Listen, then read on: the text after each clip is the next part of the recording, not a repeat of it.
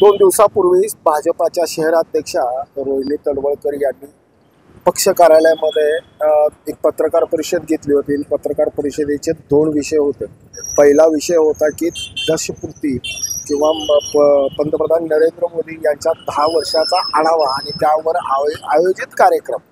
पण त्यानंतरच्या दुसऱ्या पानावर कार्यकारिणीची यादी आणि कार्यकारिणीमध्ये नियुक्त झालेल्या सदस्यांची नावं.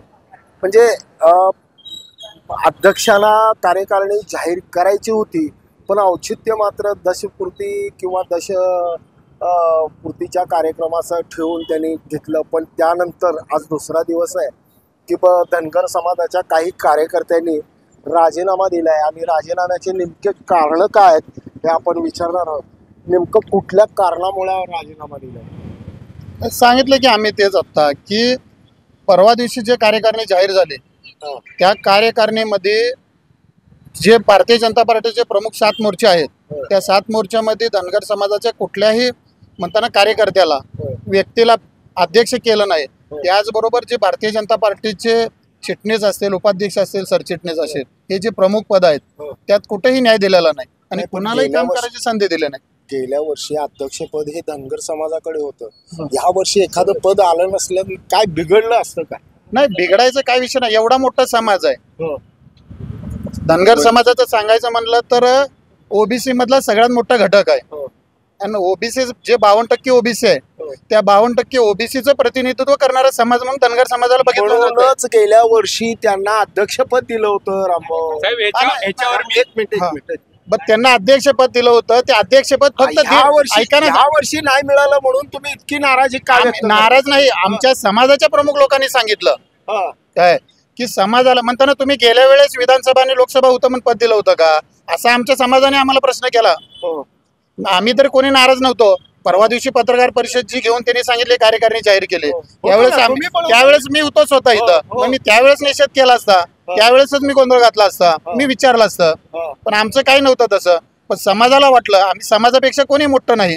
समाजाने सांगितलं राजीनामा द्या, आम्ही दिलं राजीनामा दिला. हो. पण ह्याच्यामध्ये आणखी एक प्रश्न राहतो की बाबा तुमच्याकडे सगळ्याची महत्वाची पदं नव्हती, पण बाकीचे पदं तर दिली. काय दिलं? बाकीचे काय दिलं? कुठली पदं दिली नाही तर कुठली पदं दिली? बघा मी तुम्हाला सांगतो, आमच्या धनगर समाजाला दोन पदं दिलेले आहेत. कुठले? एक आपलं जो पदवीधर प्रकोष्ठ म्हणून देवेंद्र मदने सरांना एक दिलेलं आहे आणि शहर कार्यकारिणी सदस्य म्हणून आमचे एक ज्येष्ठ सदस्य धनगर समाजाचे प्रकाश काका बंडकर, ते सध्या इथं सोलापुरात नाहीत, ते पुण्याला आहेत. रामभाऊ, असं वाटत नाही का की महानगरपालिका इलेक्शनच्याच तोंडावर पक्षाला अशा पद्धतीनं एक अडचणीत आणायची? नाही, अडचणीत आणायचं काय, आम्ही आमची भूमिका स्पष्टपणे मांडली. आम्हाला समाजाने सांगितलं की बाबा तुम्ही द्या. उद्या जर का पक्षाने म्हटलं की बाबा आम्ही पदं देऊ तुम्हाला, सन्मानाची वागणूक देऊ किंवा सन्मानाची पदं देऊ, तर काय करणार? आमच्या समाजाच्या प्रमुख लोकांबरोबर आम्ही बसू, पार्टीच्या प्रमुख लोकांना त्यांचं जे चर्चा होईल त्यातनं जे निर्णय होईल ते आम्हाला मान्य आहे. म्हणजे समाजाच्या प्रतिष्ठित लोकांना विचारूनच तुम्ही सदस्यत्व घेतलं भाजपाचं? हो, आमच्यासोबत पहिला आमचा समाज असणार आहे. माझ्या बारशाला माझा समाज असणार आहे, माझ्या मैताला माझा समाज असणार आहे. त्याच्यामुळे मी समाजाला डावलू शकत नाही. येणाऱ्या महानगरपालिका इलेक्शन मध्ये याचे पडसाद उमटतील? नाही, आता ते तुम्हाला कळेलच पुढे जाऊन. आता आम्ही काय सांगायचं ते? असं वाटतं तुम्हाला? असं वाटायचं नाही. आता आम्ही भूमिका मांडलेली, आमची भूमिका स्पष्ट केलेली. बरं, आपल्या सोबत आहेत कोळेकर. एक लोकसभा आणि विधानसभा निवडणुका झाल्यानंतर धनगर समाजावर कशा प्रकारे अन्याय व्हायलाय जिल्ह्यातलंच एक उदाहरण सांगतो. माळसरीच विधानसभा आणि माडा लोकसभा दोन्ही भाजपच्या ताब्यातून गेल्या. त्या जिल्हाध्यक्षाला मुदतवाढ मिळते. शहरात रक्ताचं पाणी करून काँग्रेसच्या ताब्यात असलेला मतदारसंघ शहराध्यक्षांनी भाजपकडे आणला. त्या शहराध्यक्षांचं डिमोशन होतं. तिथून हा धनगर समाजाचे अन्याय व्हायला सुरुवात झाली. धनगर समाज एवढा मोठा आहे, धनगर समाजाच्या जीवावरच भाजप सत्तेत बसलेला आहे. तुम्हालाही आठवत असेल, तुम्हाला आठवत असेल, ऐका, खूप मोठा आहे. हा मोठा आहे. पहिल्या कॅबिनेट मध्ये आम्ही आरक्षण देऊ एसटीचं, हे फडणवीस साहेबांचं वाक्य होतं. त्या वाक्यावर धनगर समाजाने भाजपला डोक्यावर घेतलं आणि सत्तेत बसवलं. आम्ही तेही असं म्हणायचं आहे भाजपा धनगर समाजाला जवळ करून तो विश्वासघात करतोय. आता तसंच झालं ना साहेब. एक लहान मुलगा देखील सांगेल ना आता की आतापर्यंत किती कॅबिनेट झाल्या, एसटी आरक्षणाबाबत का बोललं जात नाही, मग तेही आम्ही सहन केलं, जाऊ दे.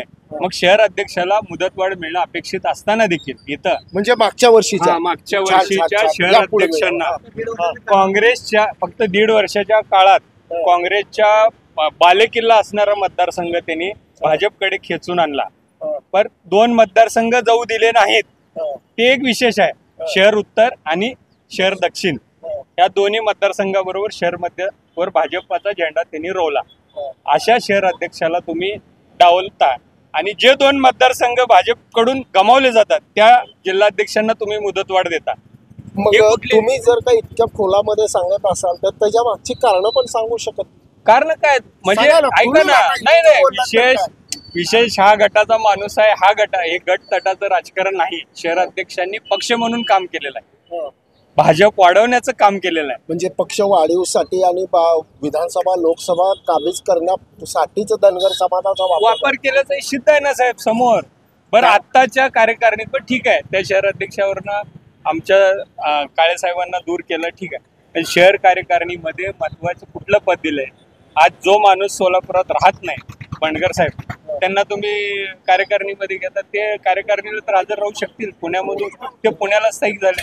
आता पुढची भूमिका काय असेल? काय नाही, आम्ही समाजाची काल सर्वांची बैठक झाली. समाजाने सांगितलं बाबा हे आपल्या धनगर समाजाची जर पटपट होत असेल तर तुम्ही सर्वजण राजीनामा द्या, शांत बसा, पुढे आपण बघू, समाजात निर्णय घेऊ. यांच्याकडून काय प्रतिसाद येत आहे त्याच्या पुढे. मी दोघांकडनंही ऐकलोय. समाजाचे प्रतिष्ठित व्यक्ती 2 नावं सांगितली व्यक्तीची. समाज पूर्ण समाज व्यक्ती म्हणून नाही, समाजाचे सगळेच मंडळी म्हणजे ते सगळेच आले कोर कमिटीचे आमचे. त्यांनी बसले, मीटिंग झाली आणि त्यांनी सांगितलं बाबा तुम्ही युवक आहे, आम्ही 20-20 वर्ष 30-30 वर्ष याच्यात घातलेत, आम्ही कुठल्याही पदाची अपेक्षा केली नाही. भाजप वाढवली महाराष्ट्रात, शहरात, जिल्ह्यात, पण आम्हाला जे सहन करावं लागलं ते तुम्ही युवक पिढीने करू नये. क्या बात आहे, वय वर्ष 50 गाठल्यासारखं बोलतोय. पण आणखी म्हणजे ज्येष्ठांबरोबर किती वर्ष झालं तुम्ही भाजपात? 40 वर्ष झाली. 40 वर्ष. 40 वर्षामधला एक अनुभव की पक्षाने तुम्हाला नेहमीच डावललंय, अपमानित केलंय, सन्मानाची वागणूक केली आहे, असा एखादा किस्सा आहे तुमच्या? मग आज एवढा असं काय कारण आलं की तुम्हाला राजीनामा, सामूहिक पद्धतीने राजीनामा देतात? या कार्यकारिणीमध्ये आमच्या कुणीही पदाधिकारी नेमला नाही हे तितकंच सत्य आहे, पण ज्या वेळेस पक्षानं दिलं त्या वेळेस ओंझ भरून दिलं. नाही, ओंझ पण कुठं दिलेलं नाही. गेल्या वर्षी दिलं. 1.5 वर्ष का असेल, आपण दिलं की नाही? अध्यक्षपद दिलं 1.5 वर्ष, पण बाकीची पदं कुठं? मग साहेब तेच कंटिन्यू ठेवायचं होतं ना. जसं तुम्ही लोकसभा घेतली करून, विधानसभा करून घेतली, तसंच महापालिका पण ठेवायची होती. तसंच वाढवलं असतं तर कार्यकर्त्यांना न्याय मिळाला असता. रामभाऊ, असं वाटतंय का की अध्यक्षांना 1.5 वर्ष म्हणजे 3 वर्ष मुदत पूर्ण न करताच त्यांना पाय उतार व्हावा लागला, ते शल्य तुमच्या मनात आहे? नाही शल्य, मग त्या दिवशीच आम्ही सगळेजण राजीनामा दिलो असतो ना. पण आम्ही मोठ्या मनानं म्हणलो की बाबा पक्ष जो निर्णय घेतो तो आम्हाला सगळ्याला मान्य आहे. आम्हाला वाटलं होतं की बाबा त्यांनी आता काम केले, पुढं काय तर होईल. पण आमचं मत काय होतं की बाबा सगळ्या नवीन पोरांना कुठेतरी संधी मिळेल चांगल्या पद्धतीनं काम करायचे. आता काय म्हणजे भाजपामध्ये एक वेगळ्या पद्धतीची यंत्रणा किंवा वेगळ्या पद्धतीची कूटनीती, राजनीती चालते असं वाटतं? आता तुम्हाला सांगतेलच ना. नाही, आम्हाला काय आठवत नाही, दिसत नाही. तुम्ही आम्ही कुणावरही टीका करणार नाही. फक्त आमच्यावर अन्याय झाला ते आम्ही सांगतोय, तुमच्या माध्यमातून आम्ही समोर सांगतोय सगळ्याला. आणि अन्यायाला जर का न्याय मिळाला, उद्याची भूमिका काय असेल? न्याय नाही मिळाला तर काय ते भूमिका समाज ठरवेल ना. समाज बैठक घेऊन सांगेल आम्हाला, जे समाज सांगेल आम्ही ते करू. आणि दखली नाही घेतलं तर समाज सांगेल. नक्कीच. मागील 40 वर्ष ज्यांनी पक्षासाठी अहोरात्र काम केलं आणि पक्षाला एक उभारी देण्याचं काम देखील ह्या अशाच कार्यकर्त्यांनी केलं. पण आज सत्ता ही देशात आणि राज्यात सत्ता आलेली असताना मात्र स्थानिक पातळीवर नेतृत्व करणाऱ्या नेत्यांकडून अशा कार्यकर्त्यांना डावललं जातं, हे शल्य मात्र नक्कीच आहे. भाजपा कधी काँग्रेसमय झाली हे दिसून येत नाही आणि कळतही नाही, पण भाजपा ही काँग्रेसमय होतीये, हळूहळू का होतीये हे मात्र नक्की. ब्रेन न्यूज करताय यासिन शेख सह.